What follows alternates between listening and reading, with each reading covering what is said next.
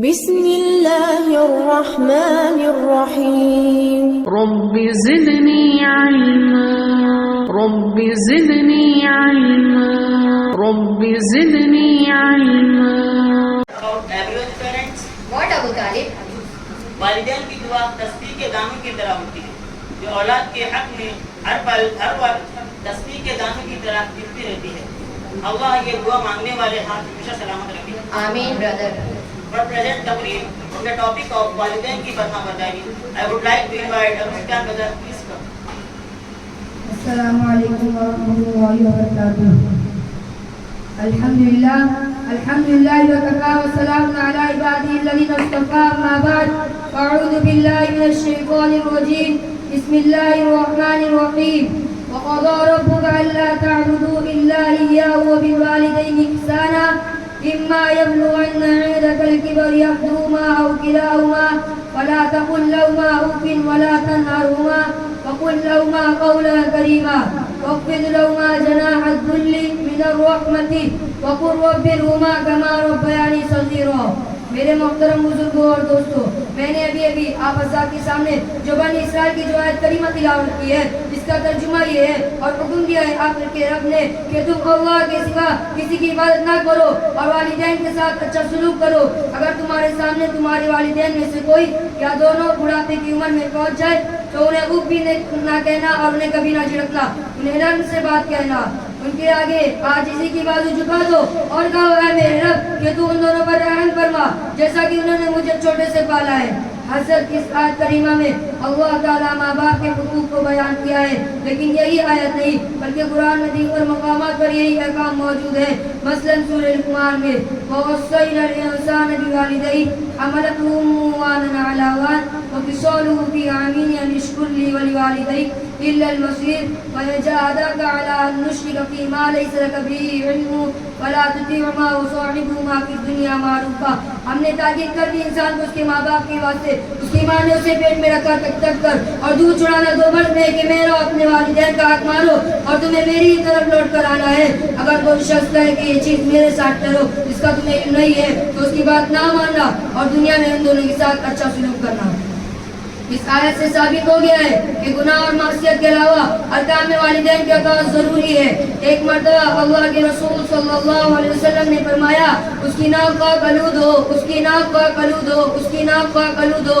صحابہ کرام نے عرض کیا حضور کس کی ناک پاک آلود ہو؟ آپ نے فرمایا من ادرک والدیہ عند الکبر احدہما او کلاہما ثم لم يدخل الجنہ. اس شخص جس نے اپنے والدین میں سے کوئی ایک یا دونوں کو بڑھاپے کی علم میں نہیں پایا اور اس کی خدمت کر کے اپنے آپ کو جنت کا مستحق نہیں بنایا. حضرت ابو امامہ رضی اللہ عنہ فرماتے ہیں کہ ایک مرتبہ ایک شخص حضور کی خدمت میں آ کر دریافت کرتا ہے میرے اللہ کے رسول ما حق الوالدین، والدین کا حق کیا ہے؟ حضور نے فرمایا ہما جنتک و نارک، وہی تمہاری جنت بھی ہے وہی تمہاری دوزخ بھی ہے. مطلب یہ ہے کہ اگر تم ان کی فرماداری کرتے ہو تو جنت کا حقدار بنو گے اور اگر نافرمانی کرتے ہو تو جہنم میں جلو گے. ایک مرتبہ اللہ کے رسول صلی اللہ علیہ وسلم نے فرمایا نیک اولاد اپنے والدین کی طرف محبت کی نظر سے دیکھے اللہ تعالیٰ اس کے بدلے ایک حج مقبول کا ثواب عطا فرماتے. صحابہ کرام نے عرض کیا اگر چاہو دن 100 مرتبہ نظر ڈالے. حضور نے فرمایا نعم اللہ اکبر و اطیب، ہاں اللہ کے عطا اور بخشش تمہارے تصورات سے ہی بڑھ کر ہے. محترم بزرگوں اور دوستوں، غور کرنے کا مقام ہے اپنے والدین کی نظر محبت کی نظر سے دیکھنا کتنا بڑا ثواب ہے. لہٰذا جو لوگ اپنے والدین کی دل و جان سے محبت کرتے ہیں، ان کے حقوق ادا کرنے کے فکر میں لگے رہتے ہیں، ان کے آرام اور راحت کا خیال رکھتے ہیں، وہ اللہ کے نزدیک کتنے بلند مقام کے مستحق ہے ہم تصور بھی نہیں کر سکتے. ایک مرتبہ ایک شخص حضور کی خدمت میں آ کر دریافت کرتا ہے من احق بحسن صحبتی، میرے حسن سلوک کا سب سے زیادہ کون مستحق ہے؟ حضور نے فرمایا امک، تمہاری ماں. اس نے کہا تم من پھر کون؟ حضور نے پھر فرمایا تم امک پھر تمہاری ماں.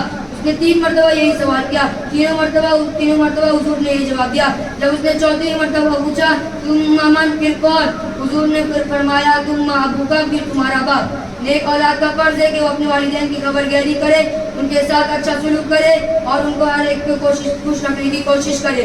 ایک مرتبہ اللہ کے رسول صلی اللہ علیہ وسلم نے فرمایا رضا ربی فی رضا الوالد وسخط ربی فی سخط الوالد. باپ کی رضا میں اللہ کی رضا ہے, باپ کی ناراضگی میں اللہ کی ناراضگی ہے. دوسری روایت میں کہ باپ جنت کے دروازوں میں سے سب سے بیچ کا دروازہ ہے, اور تم اس سے محفوظ کو ضائع کر دو.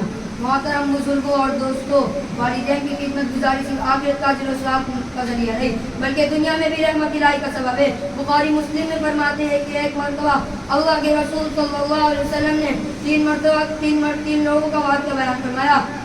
تینوں آدمی کہیں جا رہے تھے, رستے میں بارش ہونے لگی. تینوں بارش سے بچنے کے لیے غار میں چھپ گئے. غار ایک پہاڑ کے نیچے واقع تھا. مسلسل بارش, ایک بھاری پتھر کی چٹان پھسل کر گری غار کے منہ پر. غار کا منہ بند ہو گیا اور وہ ان تینوں اندر قید ہو کر رہ گئے. چٹان اتنی باری تھی کہ ان تینوں بھی مل کر اسے ہٹا نہیں سکتے تھے. بڑی مصیبت کی گھڑی تھی کہ غار کا منہ اس طرح بند ہو گیا تھا کہ آسمان نہیں نظر آ رہے تھے. پھر تینوں نے اللہ کو یاد کیا اور ایک دوسرے سے کہا, ایسا کوئی نیک عمل صالح یاد کرو جس نے اللہ کی رضا کے لیے کیا ہو. اسی عمل صالح سے دعا کرے, شاید